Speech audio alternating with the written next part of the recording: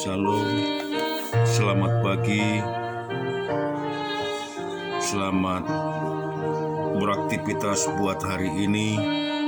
Biarlah kiranya kita senantiasa selalu berpegang teguh kepada kebenaran firman Tuhan. Dan kita mau renungkan buat pagi hari ini yang terambil dari Lukas 9 ayat 28 sampai dengan 36.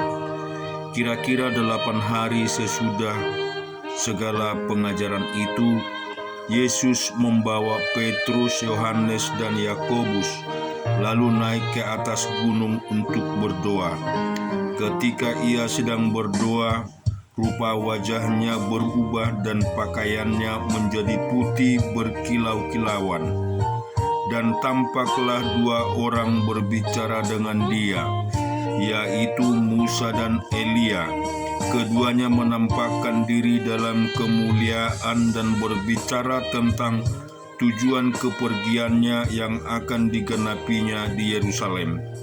Sementara itu Petrus dan teman-temannya telah tertidur, dan ketika mereka terbangun, mereka melihat Yesus dalam kemuliaannya, dan kedua orang yang berdiri di dekatnya itu.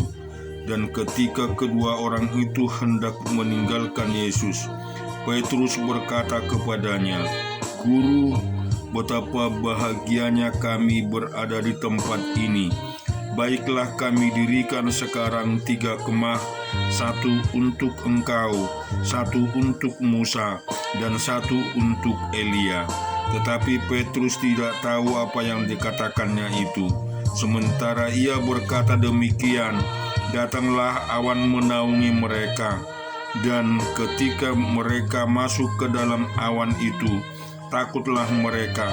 Maka terdengarlah suara dari dalam awan itu yang berkata, "Inilah anakku yang kupilih, dengarkanlah dia." Ketika suara itu terdengar, nampaklah Yesus tinggal seorang diri, dan murid-murid itu merahasiakannya. Dan pada masa itu mereka tidak menceritakan kepada siapapun apa yang telah mereka lihat. Kita juga membaca di kebenaran firman Tuhan Mazmur 73 ayat 21 sampai 28. Ketika hatiku merasa pahit dan buah pinggangku menusuk-nusuk rasanya, aku dungu dan tidak mengerti. Seperti hewan dan aku di dekatmu, tetapi aku tetap di dekatmu. Engkau memegang tangan kananku. Dengan nasihatmu engkau menuntun aku, dan kemudian engkau mengangkat aku ke dalam kemuliaan. Siapakah gerangan ada padaku di sorga selain engkau? Selain engkau tidak ada yang kuingini di bumi. Sekalipun dagingku dan hatiku habis lenyap, gunung batuku dan dagingku tetaplah Allah selama-lamanya.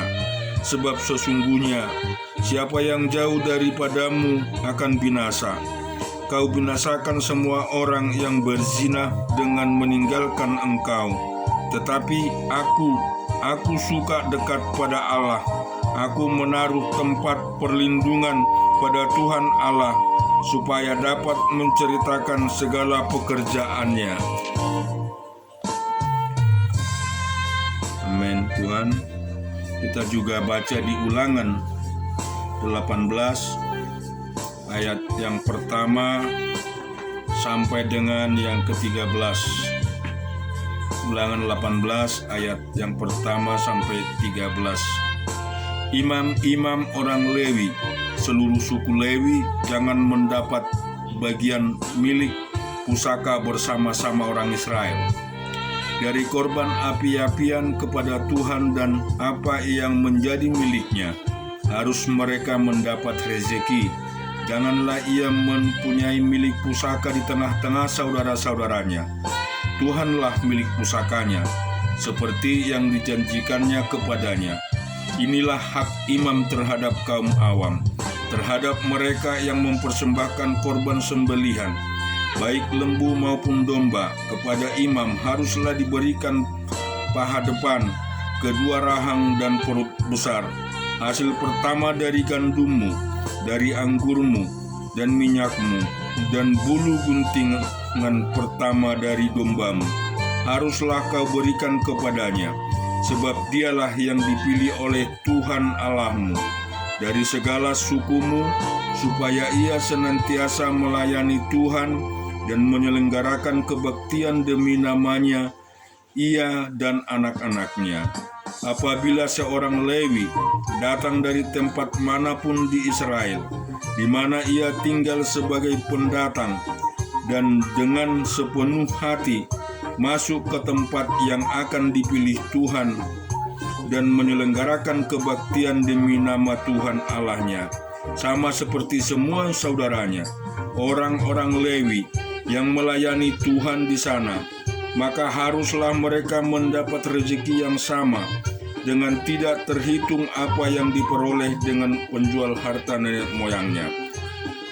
Apabila engkau sudah masuk ke negeri yang diberikan kepadamu oleh Tuhan Allahmu, maka jangan engkau belajar berlaku sesuai dengan kekejian yang dilakukan bangsa-bangsa itu. Di antaramu jangan didapati seorang pun yang mempersembahkan anaknya laki-laki atau anaknya perempuan sebagai korban dalam api, ataupun seorang yang menjadi petenun, seorang peramal, seorang penelaah, seorang penyihir, seorang pemantra, atau seorang yang bertanya kepada awan atau kepada roh peramal, atau yang meminta petunjuk kepada orang-orang mati. Sebab setiap orang yang melakukan hal ini adalah kekejian bagi Tuhan. Dan oleh karena kekejian-kekejian inilah Tuhan Allah menghalau mereka dari hadapanmu. Haruslah engkau hidup dengan tidak bercela di hadapan Tuhan Allahmu. Sebab bangsa-bangsa yang daerahnya akan kau duduki ini mendengarkan kepada peramal atau petenun, tetapi engkau ini tidak diizinkan Tuhan Allahmu melakukan yang demikian. Seorang nabi dari tengah-tengahmu, dari antara saudara-saudaramu, sama seperti aku, akan dibangkitkan bagimu oleh Tuhan Allahmu. Dialah yang harus kamu dengarkan.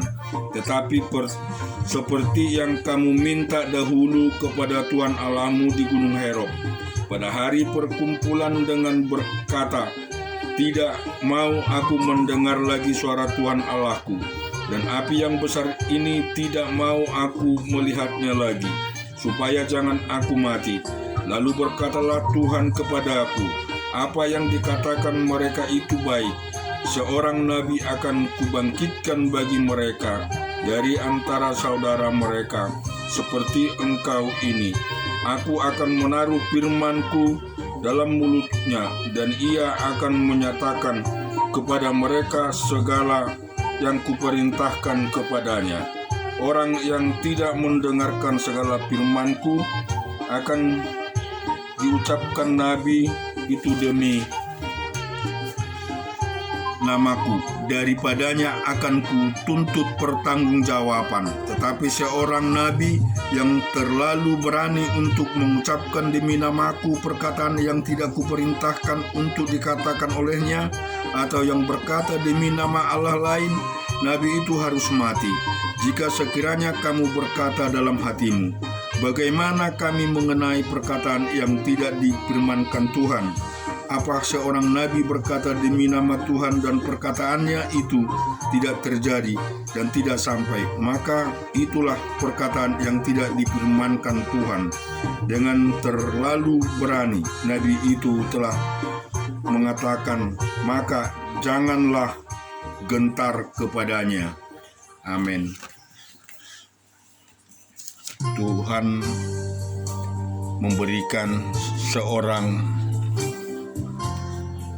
Juru Selamat bagi kita, Tuhan kita Yesus Kristus.